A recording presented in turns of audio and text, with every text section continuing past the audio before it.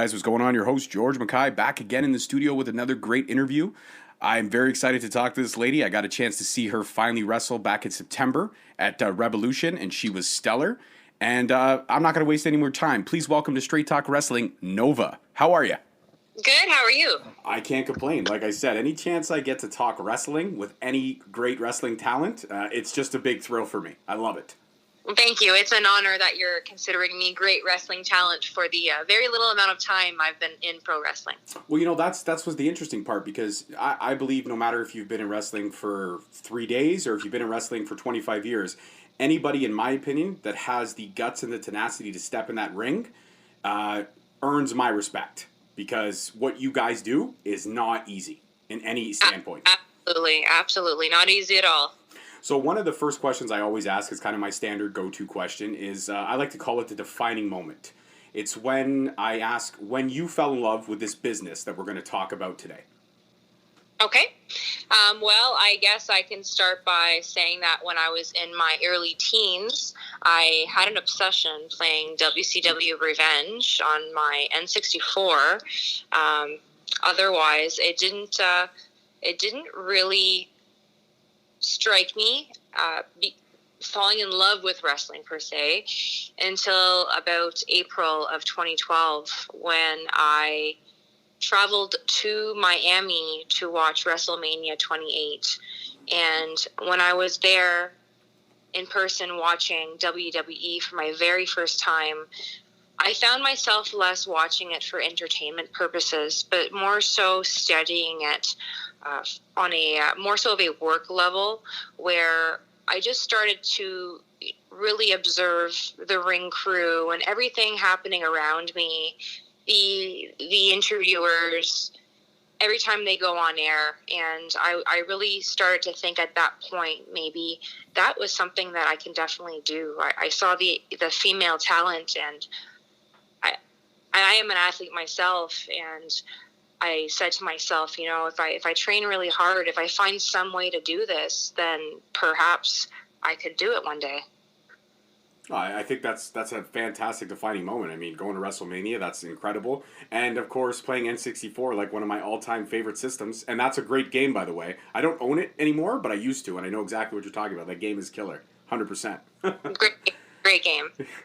So when did you decide, so you decided, okay, this is something I can do. Who did you start training with when you decided that you were going to go full force into this? So after WrestleMania in 2012, I never really put much thought into acting on my thoughts. I was in tunnel vision with my current career in emergency services, and that was my focus, was just putting my time in there and building myself there. You know, you really don't think that you're ever going to be what you want to be or dream to be.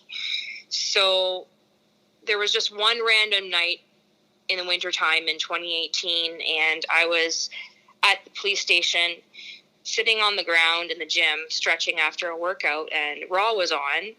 And again, I'm watching the female talent and a women's match, and something just struck me, and I said to myself, you know what? I'm not getting any younger here. You know, why not just give it a shot? Why not? Let's act on it now. You know, tomorrow is never promised. I see people's lives change every single day in my job, and you can't promise tomorrow. Everybody's, you know, dying and getting sick, and cancer is, you know, skyrocketing. So again, this was winter 2018. So I was living in Sudbury, Ontario, and there is absolutely nothing in Sudbury to assist me wrestling-wise at all. So I sent a Facebook message to Tornado, who's known as Mark Bartolucci, and he runs Rock Solid Wrestling. So I know him to... He's a resident of Sudbury, Ontario, but travels province-wide with Rock Solid Wrestling to put on shows. That was the only contact I knew. And I knew nothing about indie wrestling at the time either, but this was the only avenue that I was aware of that could possibly get me into pro wrestling. So I just sent a Facebook message, and lo and behold, I got a response. And then we set up a meeting at a local Starbucks, and the rest is history. The rest is great history thus far. And I have to say, watching you at Revolution, getting my first, because I had followed your Facebook page for a while and I had been following you on Instagram and seeing all the great stuff you were doing. But then getting an actual chance to see you wrestle, because with me, I love my show so much, with so much passion in my show. I always want to scout the talent. I want to make sure, A, that they're, holding it down in the ring, which you definitely do, but also B, that they're approachable. And you were both. You were absolutely great at the venue with the fans and stuff like that. And this was just something that I knew we could set up and get it done. And in the ring, that match that you had that night, I loved it. There was not a thing wrong with it. That whole card itself was stacked to the roof with just amazing female talent and just amazing wrestlers in general. And to see you that night was something special. I actually do have a question, because I posted one of the videos that night and I had a longtime Straight Talk follower, a guy by the name of Sean Hill. He sent me a private Facebook message and he goes, "Can you ask her about the number 25? Because I'm interested to know what Yeah. what that number represents." Yes, the number 25 is my identity. It's who I am. And again, I've been in emergency services for about 10 and a half years now. And other than my last name, police services are paramilitary. So other than people calling me Benoit, my unit number, my ID, I'm Kilo 25. That's my call sign, Kilo 25. And it's been my identity for the past 10 and a half years. That's who I'm known as. So it made sense when I had to design my outfit or my gimmick, my uniform, what I wanted to wear in the ring, who I am as an athlete, something athletic. Well, a jersey needs a number. So I felt like 25 fit perfectly. No, it absolutely did. And Sean, I know he's going to be listening to this episode. So Sean, there you go. There's the answer to your question. In terms of, to go back to your story, so you had the meeting at Starbucks, you start training, and this is one thing I'm always intrigued about too. The first bump, the first time you stepped in that ring and you fell back, because as human beings, we're not trained to fall back. We're always trained to try to catch ourselves. So yes. to untrain yourself to fall back, how was that experience? So the first time I actually began training was winter 2018 with Tornado. However, Sudbury doesn't have a ring. So when I started training and learning basic chain wrestling fundamentals and even a suplex, the first bump I actually took was on a bedroom mattress that was just pushed onto the floor of Tornado's basement in his family room. And how was that? I mean, that wrestling ring is not easy to fall back on, but a mattress on the basement floor, that had to have been pretty uncomfortable as well. It was definitely quite the experience. We're struggling not to hit, crack, and break his television set and whatnot. But a few months after that, actually, I ended up going to an actual rock solid wrestling show in Wasaga Beach, Snowman Mania. And that is the very first time that I stepped into a ring and got to take a bump and learn how to properly take a bump. So that was the proper techniques I was shown, other than just in a basement and in Sudbury, Ontario, where that was the only option we had at the time to learn wrestling. So it was very shocking. It's not comfortable, and it does hurt. But, you are given the proper tools and techniques to execute your moves in the safest way possible. And that's something that you have to utilize every single time you walk into the ring. Right. No, 100%. You're 100% correct on that. In terms of gimmick, because you mentioned gimmick, we now know about the number 25, so that puts that to rest. But when you were coming up with your identity in the ring, because you mentioned 25 was your identity outside of the ring in your police services job, what about your gimmick? When did you start to develop who it was? Was that the character you are now, was that the first run out the gate? Or did you have other characters to kind of find her? I ended up speaking to Casey Spinelli and Giselle Shaw at one of the Rock Solid Wrestling shows in winter 2018 when we were brainstorming and canvassing possible gimmicks for myself if I were to ever continue with this and become a wrestler. What they told me is that it definitely has to be something that it's who you are. You can't fake and be something you're not, especially when you're 15 to 20 minutes in the middle of a match and you're totally gassed out and exhausted, and you have to find that fire within you, you won't be able to find that if it's just not coming naturally. So when I began with Rock Solid Wrestling, just to get my feet wet in front of an audience, I did begin as a manager for Tornado in a heel position, and my name was Atomic Andy Stack. And that didn't last too long, but it was just a combination of some words that represented where I was from the Nickel City, where the smokestack is in Sudbury, Ontario. So after that manager spot, that didn't last too long, I was able to get trained and come out as my own wrestler, as my own person. And I knew that I was an athlete. It's something I've been my entire life. I've been the star of the team in every single sport that I have been in. I've gotten Athlete of the Month, Athlete of the Week. I've gotten awards. So the whole athletic gimmick just came naturally for me, especially I'm sure you can see my move sets, my skill sets in the ring, all the material that I use. I try and be as athletic as I can. No, your in-ring ability is, like I said, it's stellar. Your speed is one thing that really impressed me the most when you're in the ring, how fast you really move, and also your power. Girl, you got some power behind you, and it's nothing against it. It's just like your power was wow. There's a wow factor there, for sure. So let's talk about something recent that actually happened, because you're from Sudbury, you're doing your stuff out there, and then when we were setting this up, we kind of had to push the date back a little bit because you were in the process of moving. I believe you moved to Barrie to kind of go full force with this dream. So tell me about that. Yes, very, very crazy, and I still can't believe that this is happening, because it's happening right now. And basically, since I began wrestling in matches, I began in March of this year, March 2019. So I have been driving numerous weekends from Sudbury, Ontario, all over the province, even Quebec, for training purposes in the ring to better myself and my craft, but also to shows. So I am working, my regular job Monday to Friday, and the second I'm done work on Friday, or even very early Saturday morning, I'm hitting the road every single weekend and not getting home until late Sunday night. It's extremely exhausting. It's expensive. I had a brand new vehicle. The kilometers have completely racked up. And I thought to myself, I'm getting really burnt out here. I want to keep training. I want to keep bettering myself, and not just, entering the ring a couple hours before the doors open to the public. And I don't want that to be my training session. I want to be in an actual class. And I was in January 2019 when I took all of my annual leave at one shot, and I moved out to London, Ontario, and I got regular class training just for 1 month by Tyson Dukes at Tyson Dukes Wrestling Factory, because that was the only thing I can do.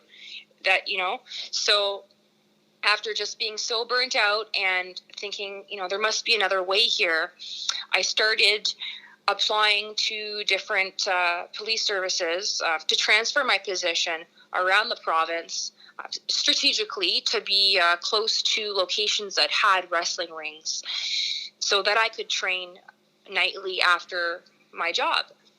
So lo and behold, I ended up being able to transfer my years of service to Barrie, Ontario, and November 2019, this month, I am moved to Barrie, Ontario, and now I'm enrolled with the Canadian Strong Style Wrestling Academy in Schaumburg, Ontario, with the Walking Weapon, Josh Alexander.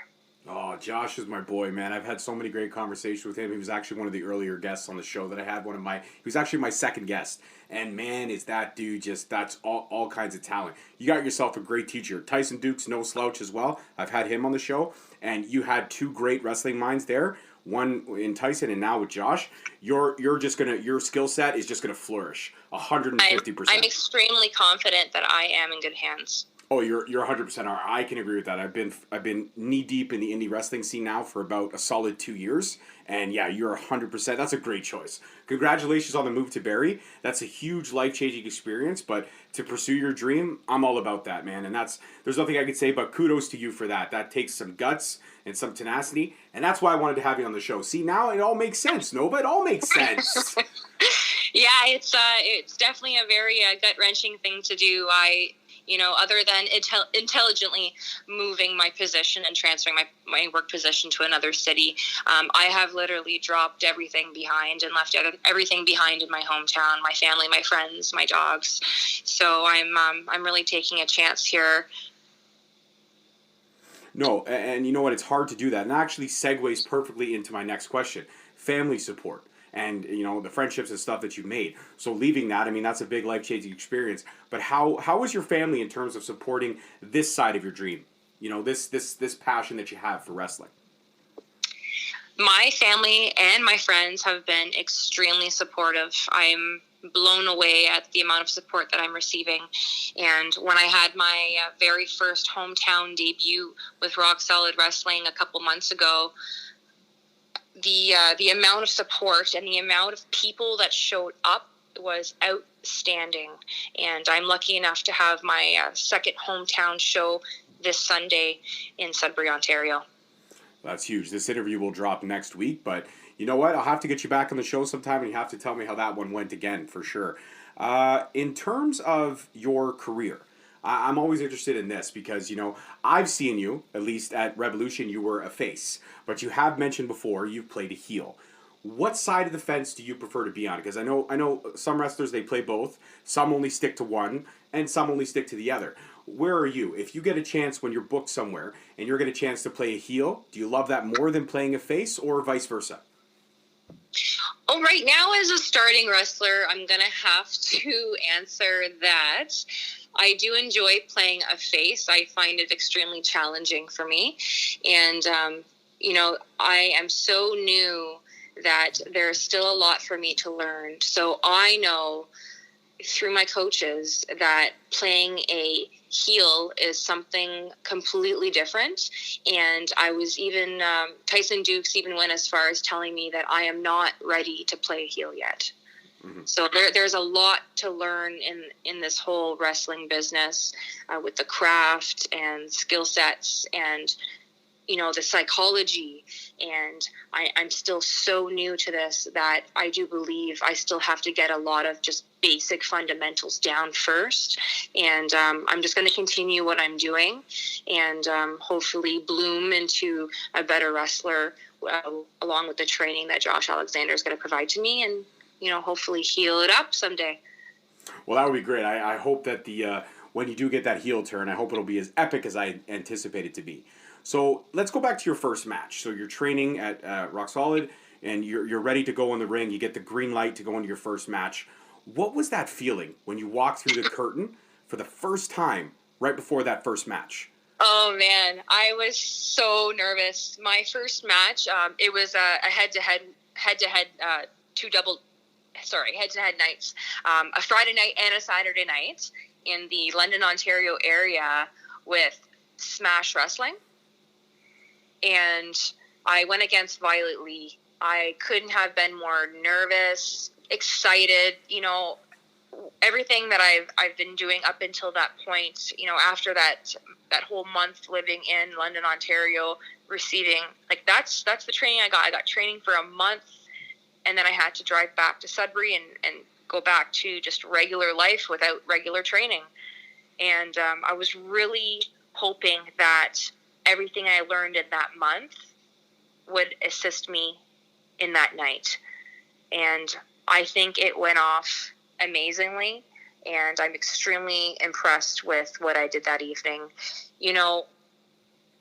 People always dream about being, a pro wrestler, and I can honestly say that my only goal in this entire thing was to say that I wrestled a match. This was my goal. And at the end of that match, mission accomplished. I accomplished my goal. Anything beyond that, anything where I'm at right now is all bonus. Well said. Well said. That's huge, and I love how humble you are, and the fact that you're fully committed to still learning and still growing.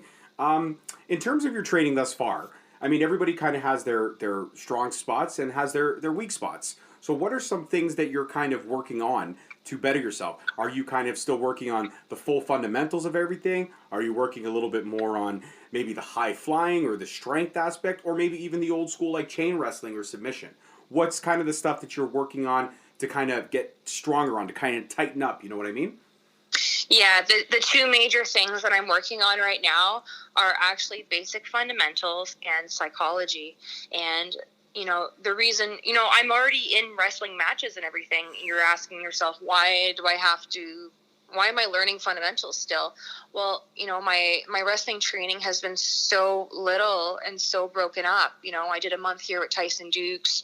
I did some fundamental training in the summer of 2018 with Crossbody, I believe. Mm-hmm. Yeah, Crossbody in Kitchener in 2018. And but everything is so sporadic. Everything was so broken up that I know my learning style, and I have to continuously do something to stay fresh and to keep it current in my mind. And the fact that my training was so sporadic, I wasn't retaining the information. I can learn the information, I can learn all these moves and kill it for that one weekend at the beginning, of a February. But if I'm not getting training again until March, are you really going to remember it, right? So now that I am a regular student at Josh Alexander's training academy, we're re-going over fundamentals again, but it's a lot of stuff that I already know. We're really tightening things up. We're cleaning things up. There's some bad habits possibly that I developed, during the ring in my matches. So we're really cleaning things up in that sense. And then furthermore, the second thing that we're working on right now is just psychology and putting a match together. And that's something that I'm not too current with right now, but just even as recent as last night, I never really had to put together my own hot comeback, and that's something that I did last night for my very first time. So things are coming along slowly, but they are coming along. And that's fantastic to hear. There's nothing wrong with saying you have to strip it down and rebuild it, right? There's nothing absolutely wrong with that. Like you said, when you had that sporadic training and you were never able to really be involved in it, focused 100%. 20% here, 30% there. There's nothing wrong with going back to get fundamentals. So again, kudos to you. That's awesome to go kind of tear it all down and rebuild it back up. And that's going to make you even more fantastic in the ring than I already think you are. So that's wonderful. Thank you very much. No problem. So, you know what? I'm always intrigued by, because, I myself, I've never stepped in a ring, but like I said, anybody that does, they have my eternal respect and admiration, because I love this business and the sport so much that having these conversations I get on a high. After this, I'm probably going to go upstairs and just tell my wife how fantastic the interview was, because it is. It's been absolutely amazing. But everyone has a dream match. Everyone has that one wrestler from any time period that they would love to get in a ring to face. I'm curious to know, what is Nova's dream match? I never really thought of it much, but if I had to choose someone to go against, you know what? There's two women I have in mind, so I'm just going to say it's a triple threat, and it's versus Trish Stratus and Lita. Oh. I watched them growing up, and I idolize them. They're amazing. They're amazing athletes, and I would say a women's triple threat match: Nova versus Lita versus Trish Stratus. I can dig it. I can get into that. If Vince McMahon ever listens to this, I'm going to say, Vince, book this. Book it, Vince. One night only. Book it. Exactly. Shut up, and take my money. Huge. Would there be? Can I raise the ante? Could we make it a triple threat ladder match? Could we do that? Yeah, I haven't done ladders yet. I'm sure Lita would kill me in that regard. But you know what? I will gladly just lay there and take it. 100%. If there's Lita jumping at me, I will take it. That's awesome. And in terms of like the indie match that you've had, I know you've only got a few under your belt, but is there any, like, looking at your career thus far and like the huge moves you've made and the fact that to go full force, you went ahead and you transferred cities, you kind of moved your whole life. Is there one match that you've had thus far? I mean, I know you mentioned your first one with Violet Lee, and she's an absolutely fantastic talent herself. I'm looking to get her on the show very soon. But in terms of what you've done so far in the ring, is there one match you look at and you look back at it and you say, you know what, up to this point, that match is my strongest performance, or that match so far is my strongest or my best body of work thus far? Because you know you're going to have more peaks. But Yes. is there one you look at that stands out in your mind like, okay, that one was special for me right now? Yeah, 2 matches ago, actually, which was a couple weeks ago, and it was at Bordertown Pro Wrestling in Fort Erie, Ontario versus Jody Threat. And that chick really, really challenged me, and I was scared. Am I allowed to swear here? Absolutely, absolutely. I was scared shitless going into that match, and I didn't know if my mind and my body were going to push for me or not upset me. You know what I mean? Like, just not let me down. I was really hoping that I had what it takes to wrestle that match against Jody Threat, because she really put the heat on me on that one. I believe that she was purposely challenging me. And, all the work that she's done over the year and all the experience that she's gaining out in the States right now, she's bringing a lot back to the province of Ontario. And I do believe that that was probably my best match thus far, because I nailed it. I feel like I nailed it. I would probably, I haven't seen the match myself, but if there's a clip on YouTube, I'm going to check it out, and I'm for sure that you probably did. And Jody, I interviewed her a couple episodes back. She's just fantastic. And it actually kind of segues. See, you're so fluid, Noah. You're fluid. It segues into my next question, which is actually, in this time period that we're in now, females in this business, in wrestling, are second to none. Females in this business are kicking ass, taking names, and breaking barriers down every single day. We've seen women's Hells in the Cells. We've seen women's elimination chambers. We've seen women's ladder matches, Money in the Bank matches. There's so much. The women of NXT, the women of you got Tessa Blanchard, who's probably going to be going at Sami Callihan for the world title in Impact Wrestling. Like, this is the first female going after a world heavyweight championship. The barriers being broken down in these last 2 years alone are huge. But one of the questions I asked to Jody, and you yourself mentioned that you played a lot of sports, and so did she, is that females aren't taken seriously in any of the other sports in the world, and that's sad, because our women's hockey team in Canada is better, sometimes better than the men. They bring home golds almost consecutively every single Olympics. They're always up there fighting for that gold medal. Then you've got the women in the WNBA who are sometimes better than the men. But this is an interesting thought, and I just want to get your thoughts and opinions on this. We've seen all these barriers being broke down in wrestling, and this is the one business where I think women and men are very equal in terms of pay and all that kind of stuff. But when do you think the rest of the world is going to wake up and realize that, women, because I have 2 daughters myself, and one of the things I pride myself on teaching both of my wonderful little angels, even though they drive me crazy sometimes, the one thing I pride myself on teaching them is that they can do anything. They can pursue any avenue and any dream. But when you see the pay grades and all the stuff, and I don't want to get too into the ideologies of things, but what are your thoughts on the women's evolution in wrestling as it stands right now, and kind of when the rest of the world is going to wake up? I think we're here now. We're really here, and especially with the the WWE pushing the women's revolution, and making some of the women the main event matches of some pay-per-views. I think we're here now. And, it's a shame that it took this long. I'm a realist, and I believe that it's, obviously due to history, that's what's dictated it. But at the same time, the Canadian me can relate it to hockey. And, we want to see violence. We want to see people that are strong. We want to see power. And, again, it's just that fierceness and that violence and the roughness. And, now we have a lot of female wrestlers around here, and they're strong, they're built, they're athletic, and they're able to execute a lot of skill sets and moves, and their material has increased, and we are able to demonstrate that talent and ability. So I truly believe that we are here now. Here we are. I love the answer to the question. I think you're 100% right. Exactly. Here here you are. And I think it's only going to get stronger. It's only going to get better. And I just wish the WWE would give me another all women's pay per view. I mean, it was Evolution was a decent first effort. There was some matches that I really didn't care to see, but there were some matches that I really loved. And I just wish that they would give me another one. You know, you want to push this Revolution along. You should be making this a yearly thing. It should almost be like the all women's WrestleMania, if you really think about it, right? And, Yeah. And I've only seen it once. So I hope to see Tessa Blanchard donning that Impact Heavyweight Championship. Oh yeah, she's killing it right now. Oh, she's fantastic. She's amazing.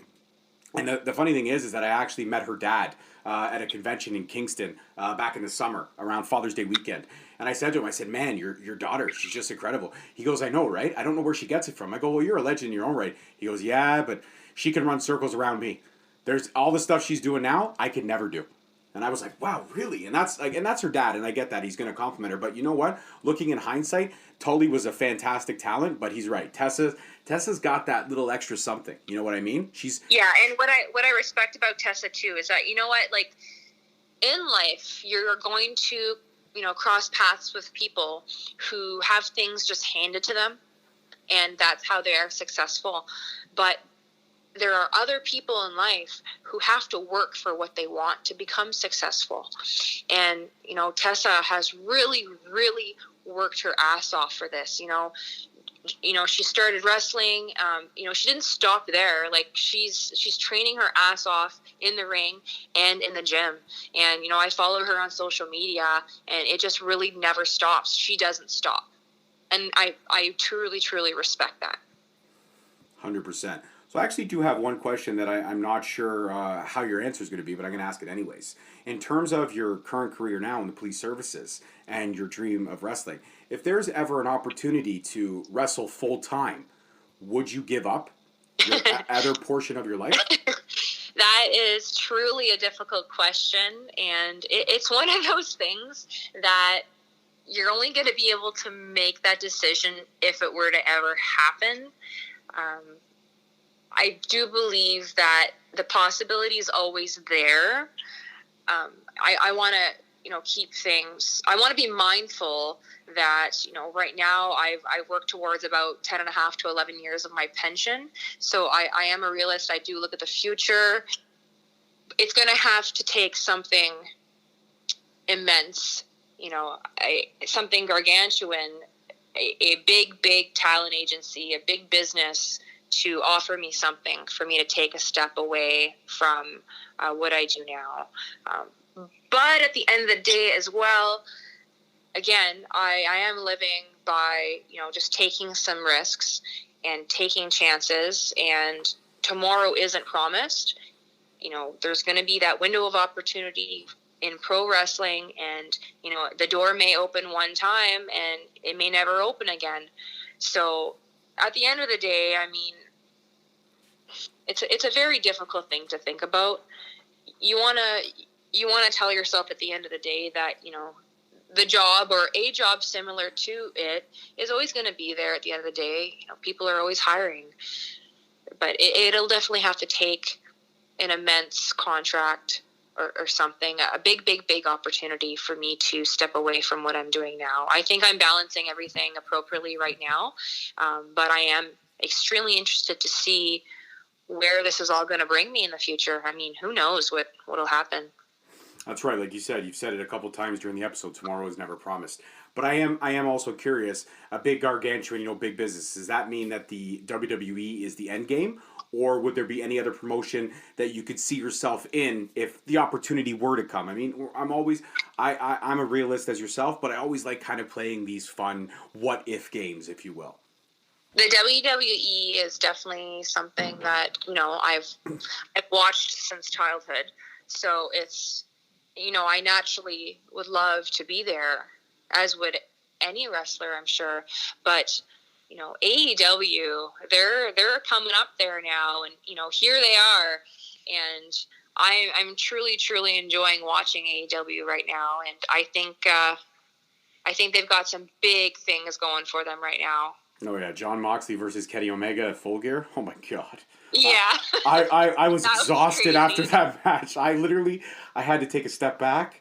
I had to just go drink some water. I felt like I was in the ring. I literally was sitting there, I was breathing heavy, I was sweating, I was pacing, I didn't know what was going. It was just that match blew my freaking mind. Yeah, I mean, you can almost feel the mouse traps from your couch. Don't mention mouse traps. I'm getting all kinds of tingles on my back right now. Oh, don't do it. Yeah. So one final question that I didn't ask, and then I think we're going to wrap this one up because it's been an absolute blast. But I want you to go enjoy the rest of your night. Early influences. I never asked. I know you've been watching WWE since you were childhood. You did mention Trish and Lita, but is there any other wrestler that you kind of gravitated towards?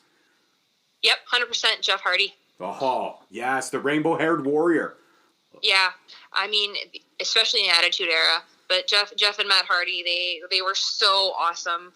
I'm not too sure why, I favorite Jeff over Matt, but I have truly looked up to Jeff and his acrobatics and all that he's done. And I thought that, it would be so cool if one day that I can at least execute some type of flip from the top corner. You know what I mean? Like that's another goal, I guess, that I set for myself. That would be so cool. I think you'll get there one day, and I hope I'm in the audience to see that happen and to be able to record some amazing footage and break the internet with that clip, because I think it'll be awesome. And if there's anything that, like, if at any show down the line, a young girl or a young boy comes to you and says, I love you, I'm a huge fan, is there any advice you could give me to getting into this business? Because you yourself, you rolled the dice and you took some huge chances. What might you say to that young fan about this business? I mean, I know yourself, you're just getting into it again, full time and all that stuff, making the move. But we're talking, again, what ifs down the road. What would be the one piece of advice you could give to that fan? I would just tell them to just make sure that they steer on the correct path in life. Know who your friends are. I would really want them just to keep very positive influences in their life. Keep your eye on the prize. Obviously stay active, eat properly, and, start looking into wrestling schools or, something, of the sort that could take them at their young age. Even gymnastics, that would 100% benefit them now. You know what I mean? 100%. Well, Nova, what can I say? This interview's been an absolute amazing honor to sit down and talk with you. I appreciate you taking out the time. I hope you had fun. I had a blast. Thank you very much. It's been an honor. All right, thank you very much. And I just want to take this time to let you know officially you are now a member of the Straight Talk Wrestling family. Anytime you want to come back on the show, you just shoot me a DM on Instagram, and we're going to do it all over again. Sounds good. All right, you enjoy the rest of your night, my dear. Thank you, you too. Bye-bye. Bye. All right, guys, that was Nova. What can I say? That interview was incredible. This is a young lady who literally picked up her whole life and moved it from Sudbury to Barrie to follow her dream. And that's the kind of passion I love. That's the kind of people I want to bring to your attention. That's the kind of people that need to have a fan base behind them. So as you guys always appreciate me, appreciate her, follow her on Facebook, Instagram, and Twitter at Nova Wrestling. She is just stellar and fantastic. As always, I had so much fun talking wrestling. I always love talking wrestling. And thank you for everyone who took the time to listen to this episode. Don't forget to tune in next week because it's going to be another killer. As always, I'm your host, George Mackay. Thank you so much for listening. And I'll see you guys again next week. Peace. Thank you for listening. Tune in next week for another episode on Spreaker, Stitcher, Spotify, iTunes, Google Play, and iHeartRadio. Also follow us on Facebook at Straight Talk Wrestling, on Instagram at Straight Talk Wrestling, and on Twitter at _Straight Talk. And for all our merchandise, you can search us on ProWrestlingTees.com.